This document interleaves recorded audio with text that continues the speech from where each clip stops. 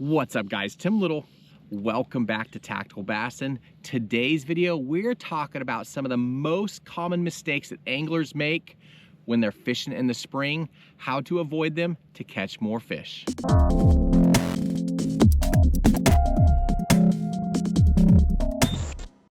It is an amazing time to be out on the water. Warmer weather, warmer water, active, feeding fish. It's just a great all-around time to be out on the water. Most of you guys probably fished all winter long, fall all winter, and you haven't missed a beat. Some of you guys that maybe stored your boat for the winter, maybe you got iced out, now you're de-winterizing your boat, if you will, and getting it out on the water. Might have to shake a little bit of rust off, but it's a great time to be out catching fish. Some of the mistakes that anglers make, including myself, this is all from experience. These are all common mistakes that I've made through the years. Today we're going to cover some of those, and if you haven't already committed some of those mistakes or made those mistakes, hopefully this video will help you think about it so it prevents you from making those mistakes in the future. So, number one mistake I see a lot of anglers make, let's just talk about myself. When I get out on the water, I like to kind of put the puzzle pieces together, right? So I like to overanalyze things sometimes. And what that typically leads me to do, into doing, is not fishing fast enough, not covering water fast enough. I like to overanalyze what's going on. This little tule patch over here, little sand spot there, got some reeds over here, a little break there. Where are these fish going? Instead of just chucking and whining and covering water. So my number one tip, or my number one mistake that I make, especially this time of the year, is not fishing fast enough. These fish are in transition mode. They are moving, right? We have to be moving with them. This time of the year, as these fish are coming out of their winter haunts, they're moving up shallow to prepare for the spawn. And these fish are moving, and a lot of times, myself included, if I'm not getting bites, I might fish 2 or 3 hours without a bite. I'm moving along the progression that I think these fish are making during their spring migration. I'll slow down and try and pick apart a spot. And that's really the opposite of what you should do. You should be chucking and winding. We're talking chatterbaits, square bills, underspins. I want something that I can chuck a long ways, cover a lot of water, and hopefully eventually run into those fish, that school of fish, and then I can start putting those puzzle pieces together. But if I go a little bit, 45 minutes, even half an hour without getting a bite or seeing any fish activity, my wheels start turning. And a lot of times that's when I will slow down and pick up a shaky head or a Cinco or a drop shot, something like that. And that's really, if you're not catching fish, that's the wrong thing to do. So I always have to tell myself, keep moving, fish faster, keep moving, because you want to cover water to figure out where these fish are along the way. And it kind of goes against everything you think. It could be one of those days where you just a cruddy situation, with the weather situation, maybe it's a post-frontal situation, the weather isn't lining up, or the day's not lining up how you had planned. So now you want to slow down, anchor up, and fish a shaky head, or fish a drop shot, or fish slowly, when realistically, afterburners turn on, go to the next spot, the next spot, the next spot, until you run into those fish. And you might not run into those fish, but at least you're eliminating water that the next time you go out, you can start and continue to figure out that where those fish are along that spring transition. But that's a mistake that I make, especially fishing in East Tennessee on the Tennessee River. Those fish act differently. They move, their temperaments, everything about them are different. And I'm constantly having to remind myself, don't pick this part Don't pick this spot apart. If they're not eating within the first 5 or 10 casts, move on, okay? So that's my number one mistake this time of the year for myself, is not fishing fast enough, not covering enough water, okay? Number 2, with that said, typically from now till like, I mean, June, July, basically summertime, these fish are going to be aggressive.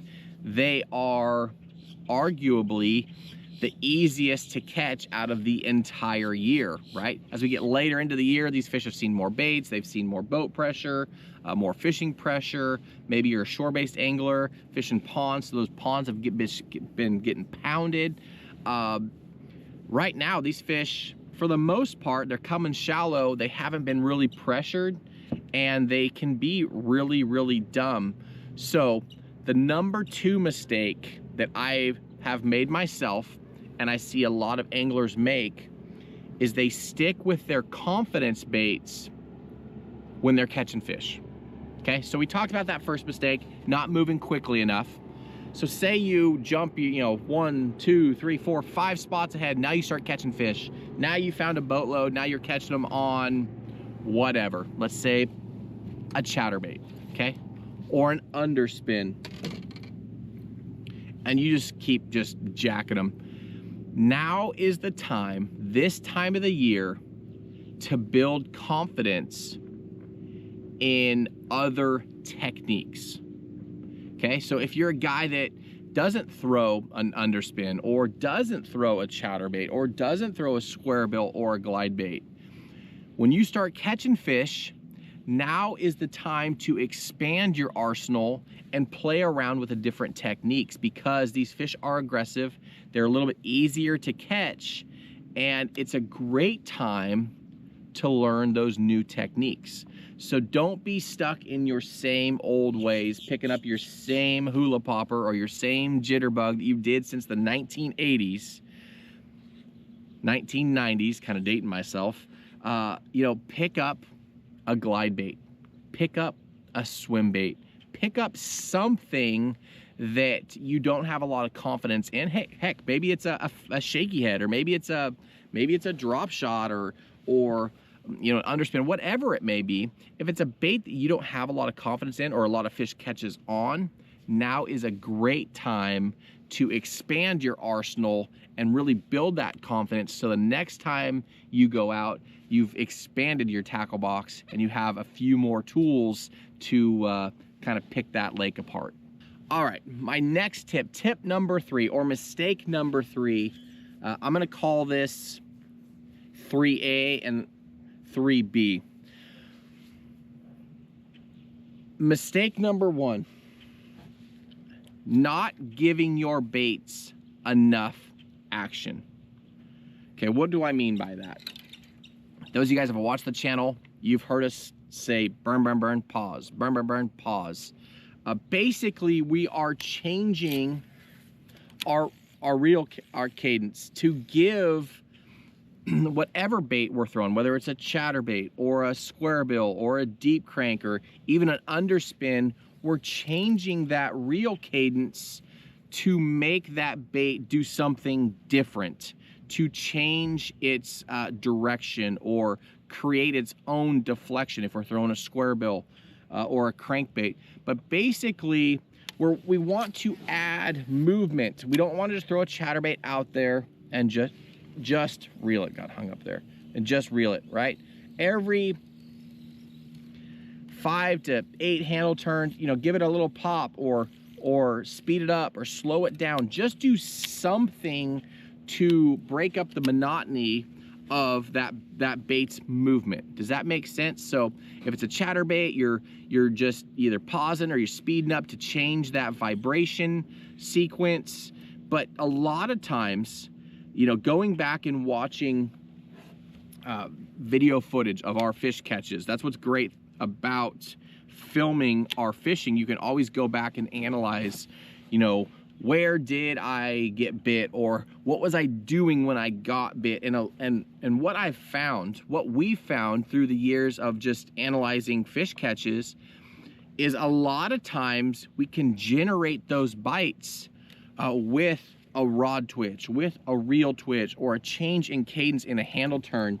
Even if you're throwing something as simple as a swim bait or an underspin, where that blade is just spin and spin and spin and spin, and then you can wash it out or blow it out and just give a little bit different action, or get that swim bait to roll just a little bit, or that square bill to back up or to pause. You know, changing that movement of whatever bait it is, even if it's a glide bait or whatever, not giving your bait that extra movement can really hurt you. And it's something that I've learned through the years, that just getting in my head, you know, every 5 or 6 handle turns, you know, doing a speed up or a rod twitch or a rod pump, something like that, to give that swim bait just a little bit of different motion.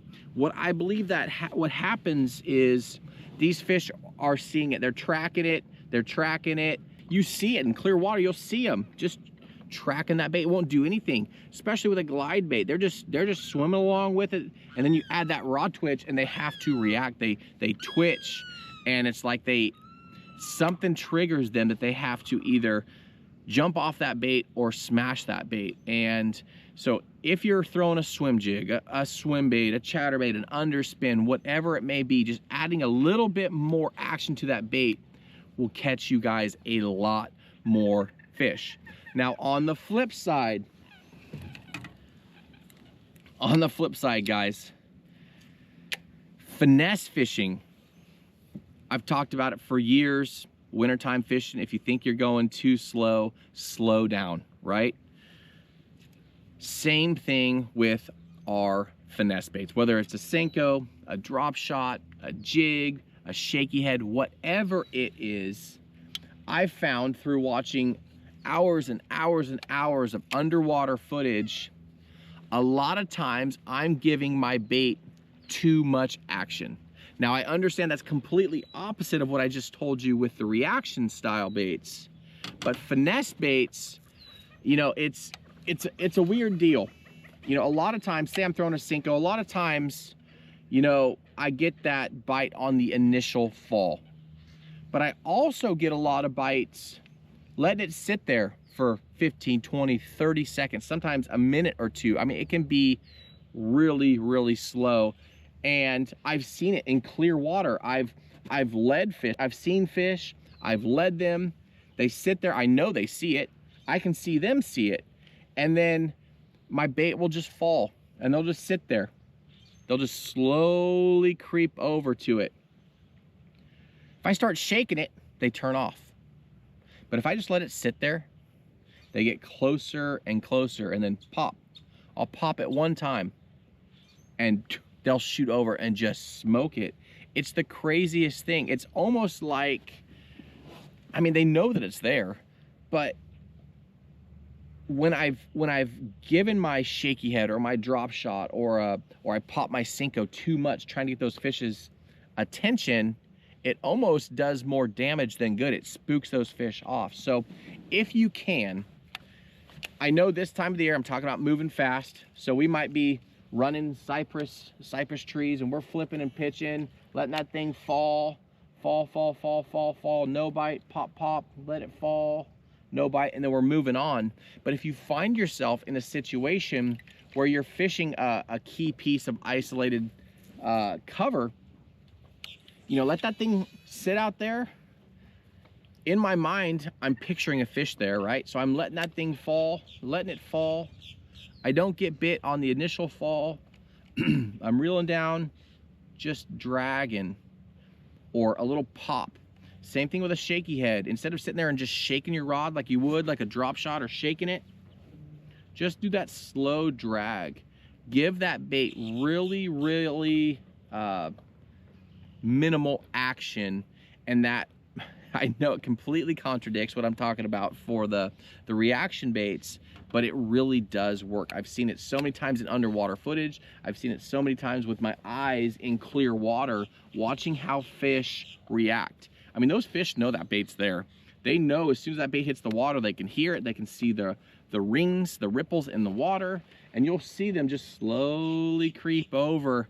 You let that bait just sit there, give it one little pop or one little drag, let it sit, and they move over. You pop it once and they'll come over and just smash it. It's the coolest thing. So if that's you guys and you're fishing finesse baits this time of the year, try to slow down and try to give your finesse baits, shaky head, Senko, drop shot, whatever it is, minimal action. Okay, so that was 3A and B, 3, 1 and 2, whatever you want to call it. And now number 4, I'm totally guilty of this. Matt and I, we challenge ourselves all the time. We're always trying to fish new lakes, new bodies of water, no information. We just kind of go there with an open mindset. On the flip side, when I do go back and I fish a lake I haven't fished in a long time, I go and I fish history. Instead of fishing what you know, the elements or the conditions I've been given for that day, I go back and I instantly start on old stuff. Now, that can be a blessing, it can be a curse. A lot of times this time of the year, it can be a curse because fishing history can really narrow your vision, your eyesight for what's really going on. And sometimes it pans out, sometimes it doesn't. A lot of times it doesn't. I see it all too often in tournaments. Even when I was fishing tournaments, local guys, I'd fish a local lake, or I'd go to a different lake and beat the locals because, or on the flip side, I'd lose to the guys from out of town because I was fishing spots or fishing history versus taking the whole puzzle and starting to put those pieces together.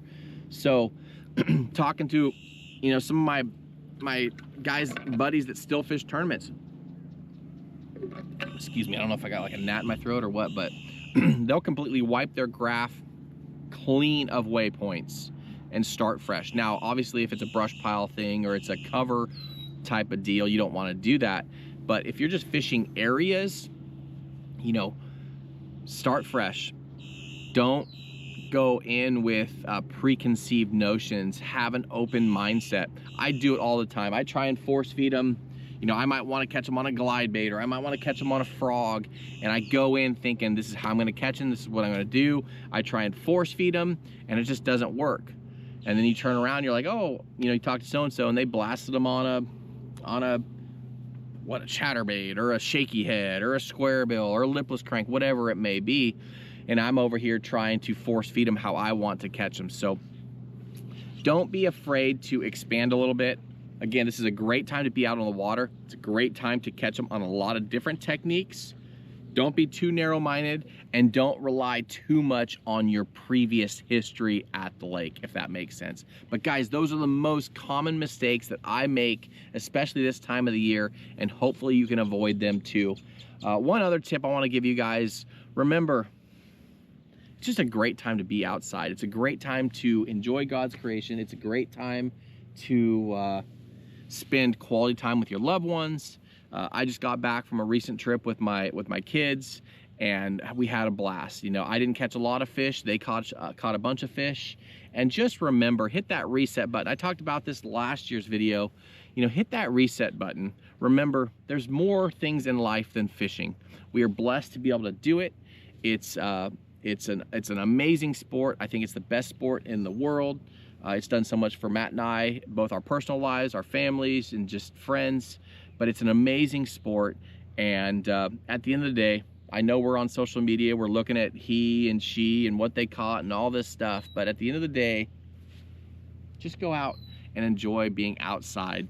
Warmer weather, fish are biting. If they're not, we're still out.